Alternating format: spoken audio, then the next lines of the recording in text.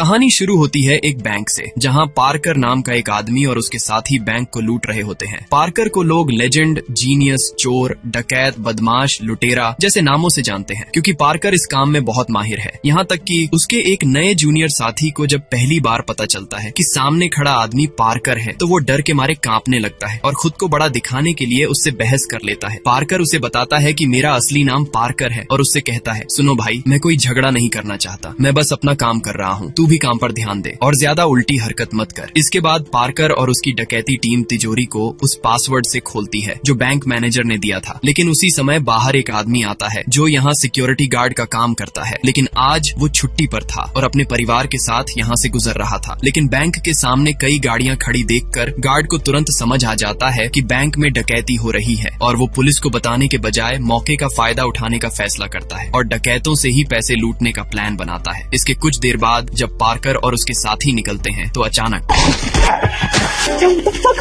वो गार्ड एक पैसों से भरा बैग चुराने में कामयाब हो जाता है, लेकिन पार्कर उस पर गुस्सा हो जाता है और तुरंत उसका पीछा करने लगता है। गार्ड डर के मारे कार को एक हॉर्स रेसिंग के मैदान में घुसा देता है।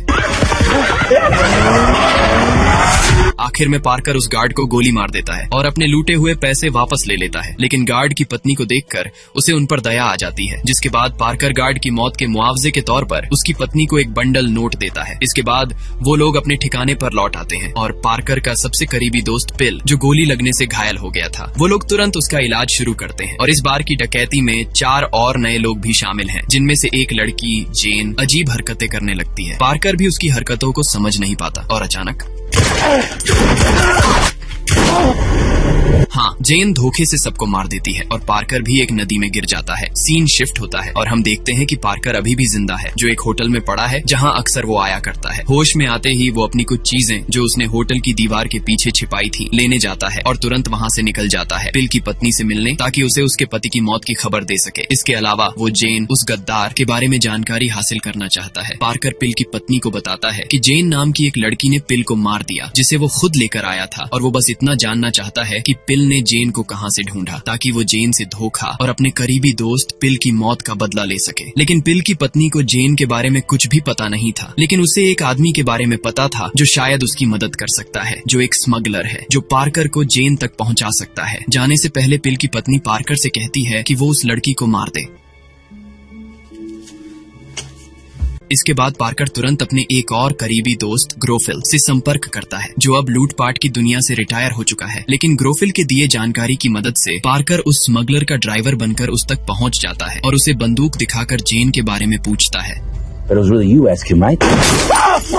डर कर वो पार्कर को जेन के बारे में सब कुछ बता देता है कि जेन साउथ अमेरिका के किसी तानाशाह के लिए काम करती है, जो एक होशियार लड़की और प्रोफेशनल फाइटर है। इसके बाद जैसे ही वो स्मगलर जेन का ठिकाना बताने वाला होता है, तभी कोई दूसरी गाड़ी उन्हें ठोक देती है और ये लोग कोई और नहीं बल्कि जेन के भेजे गए आदमी ही थे, जो पार्कर को मारने के लिए आए हैं।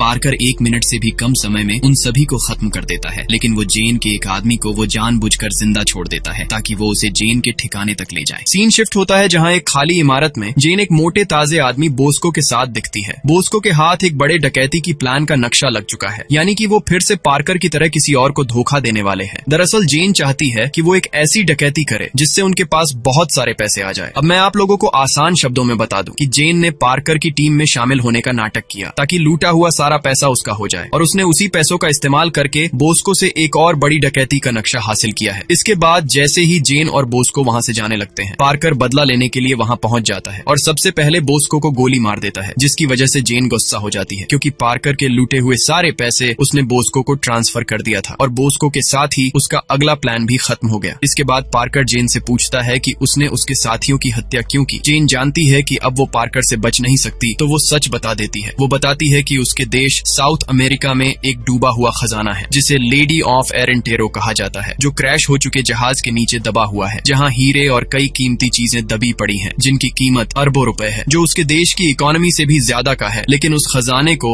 एक तानाशाह ने अपने कब्जे में रखा है, जो कि असल में उसके देश का प्रेसिडेंट है, जो सालों से लोगों को मारता आया है। लेकिन अब उसने दुनिया की नजर में अच्छा दिखने के लिए एक प्लान बनाया है, जहां सबसे पहले उसने सारा खजाना अमेरिका को सौंप दिया और दुनिया की नजर में एक अच्छा इंसान बन गया। लेकिन अब वो एक डकैतों की टीम बनाकर दोबारा उस खजाने को चुराने वाला है। पार्कर जेन से पूछता है उस टीम का क्या नाम है। The Outfit.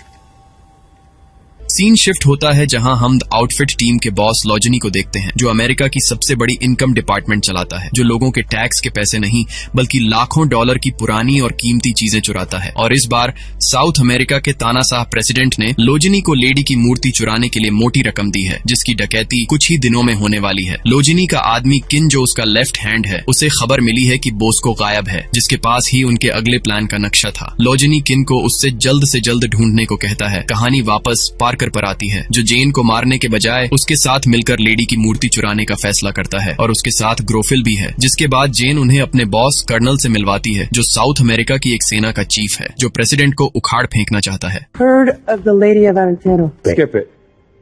No story. Just tell them about the plan. Parker उनसे उनके प्लान के बारे में जानना चाहता है कि वो लोग हाई सिक्योरिटी होने के बाद भी चोरी कैसे करेंगे। कर्नल उसे सब कुछ बताता है और साथ ही उसे एक नकली लेडी की मूर्ति भी दिखाता है, जिसे वो लोग असली मूर्ति के साथ बदल देंगे। लेकिन पार्कर उन्हें सीधे चोरी करने से मना करता है और पहले द आउटफिट ग्रुप को चोरी करने के लिए कहता है, जिसके बाद वो लेडी की नकली मूर्ति का इस्तेमाल करके द आउटफिट ग्रुप को धोखा देंगे। कर्नल को उसकी बातों से पता चलता है कि पार्कर कोई आम चोर तो नहीं है। सीधे शब्दों में कहें तो पार्कर जेन और उनके साथी सीधे मूर्ति नहीं चुराएंगे, बल्कि लुटेरों को लूटेंगे, यानी वो द आउटफिट ग्रुप से चोरी करेंगे। जाने से पहले पार्कर को एक समसुल नाम का एक आदमी रोक लेता है, जो कि जेन का बॉयफ्रेंड होने का दावा करता है। उसे पार्कर की पर्सनैलिटी देखकर लग रहा था कि कहीं जेन के साथ उसका चक्कर ना हो जाए, इसलिए वो पार्कर को चेतावनी देता है कि वो जेन के साथ ज्यादा नजदीकी न बढ़ाए। इसके बाद ग्रोफिल पार्कर से कहता है कि तुम तो जेन से बदला लेने के बजाय उल्टा उसकी मदद कर रहे हो। पार्कर कहता है ऐसा हो सकता है कि मैं अपने साथियों का बदला ना लूं, बस तुम देखते जाओ आगे क्या क्या होता है। आगे सीन में पार्कर और जेन एक क्लब में बोस्को के बड़े भाई से लेडी की मूर्ति का नक्शा लेने जाते हैं, लेकिन मिलने से पहले जेन बताती है कि बोस्को के भाई को दिल की बीमारी है, इसलिए उसके साथ नरमी से पेश आना होगा। लेकिन पार्कर एक सख्त आदमी होता है और सीधे उसे बता देता है कि तेरा भाई टपक गया है, जिसके पास हमारी कुछ चीजें थीं। पार्कर के लगातार दबाव डालने पर वो बताता है कि बोस्को अपना सारा जरूरी का सामान हाथी के तकिए में छुपाता है, जो उसके बेडरूम में होगा। इसके बाद जैसे ही पार्कर नक्शा लेने जाता है, किन और उसकी टीम नक्शा लेने आ धमकती है। वो गुंडे बोस्को के भाई से पूछते हैं चल बता बोस्को कहाँ है, लेकिन तभी उसे दिल का दौरा पड़ जाता है। जेन बहाना बनाती है कि मैं डॉक्टर हूँ, मुझे देखने दो, लेकिन वो टेबल के नीचे रखी बंदूक लेकर उन पे हमला कर देती है। पार्कर मौके का फायदा उठाकर नक्शा लेने बोस्को के बेडरूम में आ जाता है, लेकिन तभी किन भी वहाँ पहुँच जाता है और उस नक्शे के लिए दोनों में लड़ाई होनी शुरू हो जाती है। लेकिन ठीक उसी वक्त पुलिस वहाँ आ जाती है। किन भी खिड़की से गिरने वाला होता है, लेकिन पार्कर उसे बचा लेता है। लेकिन जैसे ही पुलिस अंदर घुसती है, पार्कर उसे छोड़ देता है, हालांकि वो मरता नहीं। Where are the plans? किन के नक्शा पाने में नाकाम होने की खबर सुनकर लॉजनी तुरंत किन से मिलने जाता है, जिसके हाथ पैर गिरने की वजह से टूट गए होते हैं। लॉजनी ये सुनकर हैरान रह जाता है कि इस मामले में पार्कर शामिल है, क्योंकि कुछ साल पहले पार्कर और लॉजनी के बीच एक समझौता हुआ था कि वो एक दूसरे के काम में दखल नहीं देंगे। इसका मतलब है कि अब वो समझौता टूट गया है और वो दोनों फिर से एक दूसरे के दुश्मन बन गए हैं। कहानी वापस पार्कर पर आती है, जहाँ वो जेन और कर्नल को अपनी नई टीम से मिलवाता है, जो उसके पुराने दोस्त हैं, जो डकैती से रिटायर हो चुके हैं। उनमें से एक का नाम स्टेन है, जो गाड़ी चलाने में माहिर है, और दूसरे है ब्रेंडा और एड, जो वेश बदलने में माहिर है। इसके बाद पार्कर सभी को चोरी कैसे करनी है समझाता है। नक्शे के अनुसार लेडी की मूर्ति एक ऐसी जगह रखी गई है जिसे सरकार बहुत कड़ी सुरक्षा दे रही है, जिसे तोड़ना मुश्किल है। पार्कर बताता है कि वो लोग दी आउटफिट को खुद मूर्ति चुराने देंगे, चाहे वो जैसे भी चोरी करें, और वो लोग चोरी के बाद पक्का मूर्ति को ट्रेन से ही ले जाएंगे और यहीं पर पार्कर और उसकी टीम मूर्ति को उनसे चुराएगी। पार्कर ब्रेंडा और एड से कहता है कि तुम दोनों स्टेशन कर्मचारियों के वेश में जाकर ट्रेन की स्पीड बढ़ा देना, जिसके बाद ग्रोफिल ट्रेन की स्पीड कम करने वाली सिस्टम को तोड़ देगा और जब ट्रेन तेजी से चलने लगेगी तो खुद अगले मोड़ पर पटरी से उतर जाएगी और उसी मोड़ पर स्टेन अपनी ट्रक के साथ मूर्ति को सुरक्षित जगह ले जाने के लिए तैयार रहेगा। पार्कर कहता है अभी 24 घंटे का समय बाकी है, इसलिए सब लोग अच्छे से आराम कर लो ताकि अगले दिन अच्छा काम कर सको। इसके बाद पार्कर खुद अपने पसंदीदा होटल में आ जाता है। हाँ, जेन पहले से ही वहाँ मौजूद होती है, जो हर पल पार्कर की जासूसी कर रही है, जो पहले से ही धोखा देने में माहिर है। जैसा कि कहानी की शुरुआत में देखा था हमने, जेन पार्कर को लुभाती है, लेकिन पार्कर उससे करीबियां नहीं बढ़ाता और तभी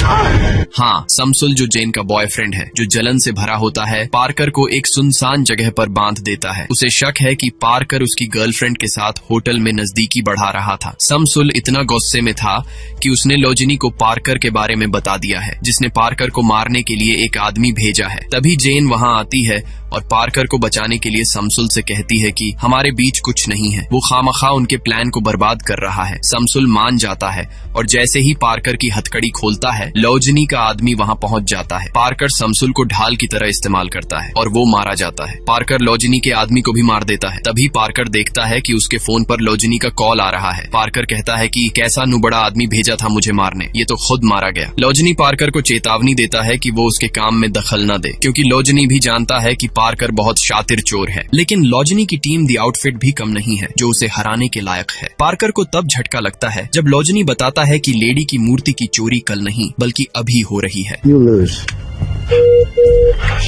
ये सुनकर पार्कर तुरंत अपनी टीम को तैयार होने के लिए कहता है। इसके बाद ब्रेंडा और एड स्टेशन कर्मचारियों के वेश में स्टेशन पहुंचते हैं और कुछ देर बाद ब्रेंडा और एड ट्रेन की स्पीड बढ़ाने में कामयाब भी हो जाते हैं। और अब ग्रोफिल की बारी है, जो सिस्टम को तोड़ने की कोशिश करता है, लेकिन गलती से उसकी बंदूक गिर जाती है, इसलिए उसे अपने हाथों से काम करना पड़ता है। लेकिन ट्रेन की स्पीड ज्यादा होने के बावजूद भी ट्रेन पटरी से नहीं उतरती, जिसके बाद ग्रोफिल अगले मोड़ पर जाता है और दूर से स्पीड सिस्टम पर गोली चलाता है।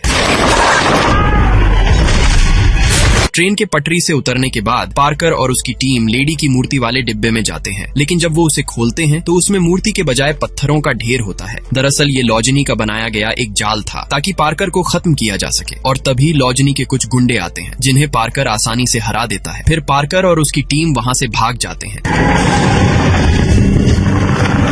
अगले दिन पार्कर और उसकी टीम अगले प्लान पर चर्चा करने के लिए इकट्ठा होती है। पार्कर कहता है कि अगर पिछली रात का काम सिर्फ एक जाल था तो इसका मतलब है कि लोजनी ने लेडी की मूर्ति पहले ही चुरा ली है और अब उन्हें बस ये पता करना है कि लोजनी ने मूर्ति कहाँ छिपाई है। और उनकी आखिरी उम्मीद है लोजनी का लेफ्ट हैंड आदमी किन, जो अभी भी अस्पताल में है। इसके बाद पुलिस के वेश में पार्कर और ग्रोफिल किन से मिलने जाते हैं। किन डरकर सच बताता है कि उसे नहीं पता कि लेडी की मूर्ति कहाँ छिपाई गई है, लेकिन वो उस अरबपति आदमी का नाम जानता है जो मूर्ति को लोजनी से खरीदने वाला है। इसके बाद पार्कर अकेले जाता है और उस अरबपति आदमी को आसानी से अगवा कर लेता है और बिना मार पिट किए अरबपति बताता है कि लोजनी ने लेडी की मूर्ति अपनी पर्सनल तिजोरी में रखी है, जो मोटी स्टील की परत से ढकी है और उसे तोड़ना नामुमकिन है और खरीद बिक्री का सौदा अगले दिन ही होने वाला है। ये सुनकर पार्कर को समझ आ जाता है कि उसे आज रात में ही मूर्ति चुरानी होगी। इसके बाद पार्कर उस अरबपति को स्टेन की निगरानी में उसके ठिकाने पर छोड़ देता है और बाकी लोग तिजोरी की लोकेशन पर पहुंचते हैं। वहां पहुंचकर पार्कर और उसकी टीम तुरंत चौकन्ना हो जाती है, जिसके बाद जेन पैदल चलकर सड़क पर गाड़ी से टकराने का नाटक करती है और जब सिक्योरिटी गार्ड मदद के लिए आता है, जेन उसे पीछे से मार देती है। इस तरफ उसी समय ठिकाने पर स्टेन, जो ज्यादा शराब पीकर सो गया था, अपनी ड्यूटी में लापरवाही करता है, जिसकी वजह से वो अरबपति मौका पाकर भाग जाता है और लोजनी को सब कुछ बता देता है। जिसके बाद लोजनी और द आउटफिट तुरंत तिजोरी की ओर बढ़ते हैं ताकि पार्कर को मूर्ति चुराने से रोक सकें, लेकिन अब बहुत देर हो चुकी थी। पार्कर और ग्रोफिल पहले से ही अंदर थे और डायनामाइट से स्टील का दरवाजा उड़ा चुके थे और जब लोजनी वहां पहुंचता है, उसे तिजोरी टूटी हुई मिलती है। वो तुरंत अपने गुंडों को पार्कर के पीछे लगा देता है। पीछा करने के दौरान मूर्ति को बांधने वाली रस्सी गोली लगने से खुल जाती है, जिसके बाद पार्कर उसे ठीक करने के लिए बाहर निकलता है, लेकिन गाड़ी के तेज होने की वजह से वो नीचे गिर जाता है और बदकिस्मती से ग्रोफिल मूर्ति को बचा नहीं पाता, क्योंकि लोजनी के गुंडे उसे पीछे से गोली मार देते हैं और दोबारा लोजनी मूर्ति हासिल कर लेता है और तुरंत ही अरबपति से संपर्क करता है और उसी रात सौदा करने की बात करता है। जिसके बाद लोजनी के गुंडे मूर्ति लेकर अरबपति के घर पहुंचते हैं। अब क्योंकि काफी रात हो चुकी थी और पैसे अरबों में देने थे, इसलिए अरबपति अगले दिन दोपहर में पैसे ट्रांसफर करने का वादा करता है। गुंडों के जाने के बाद अरबपति मूर्ति का आनंद लेने लगता है, लेकिन उसे कुछ ही देर में पता चल जाता है कि मूर्ति नकली है। जिसके बाद वो तुरंत साउथ अमेरिका के प्रेसिडेंट को फोन करता है और लोजनी पर धोखा देने का इल्जाम लगाता है, लेकिन ये सब पार्कर का जवाबी जाल था। इसके बाद लोजनी और उसकी टीम असली मूर्ति को देखने जाते हैं, लेकिन दूसरी तरफ इधर पार्कर और उसकी टीम पहले से ही वहां मौजूद थी और असली लेडी की मूर्ति वाली तिजोरी तोड़ रही थी।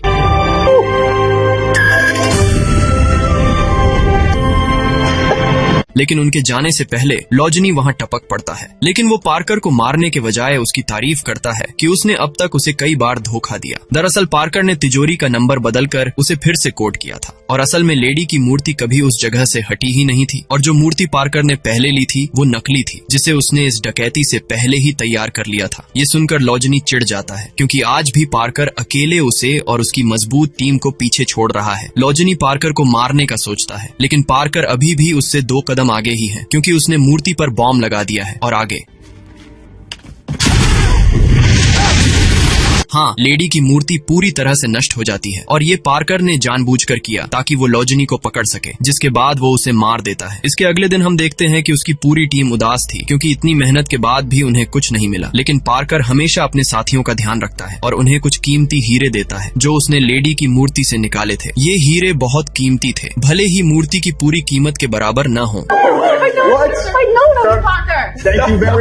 अपनी टीम को इनाम देने के बाद पार्कर जेन से मिलने जाता है ताकि अपना आखिरी काम पूरा कर सके। जेन उसके इस काम से काफी खुश थी क्योंकि भले ही उसने लेडी की मूर्ति को नष्ट कर दिया, लेकिन पार्कर की ही वजह से उसके देश का तानाशाह प्रेसिडेंट अब गिरफ्तार कर लिया गया है क्योंकि वो लॉजनी के साथ चोरी में शामिल था। और अभी तुम लोगों को लग रहा होगा कि अब सब सही हो गया, तो रुकिए दोस्त, भले ही जेन का इरादा अच्छा था, जो लेडी की मूर्ति को चुराकर अपने देश को गरीबी से मुक्त करना चाहती थी, लेकिन पिल पार्कर के सबसे करीबी दोस्त की उसने हत्या की थी और पिल की पत्नी ने पार्कर से उस हत्यारे को खत्म करने का वादा लिया था, जिसके बाद वो अपना वादा निभाता है।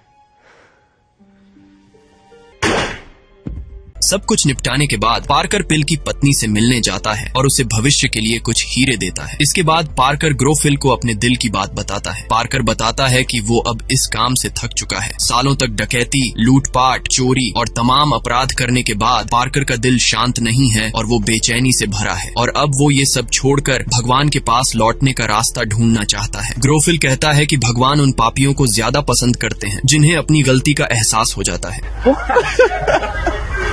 और इसी के साथ आज की हमारी कहानी यही समाप्त होती है, जिससे हम सीखते हैं कि भगवान हमेशा हमें माफ कर सकते हैं अगर हमें अपनी गलतियों का एहसास हो जाए। और हाँ, मेरी थोड़ी तबीयत खराब चल रही थी जिसकी वजह से वीडियो आने में देर हो गई, लेकिन अब मैं एकदम ठीक हूँ। तो चलो मिलते हैं एक और दमदार कहानी के साथ। Bye bye.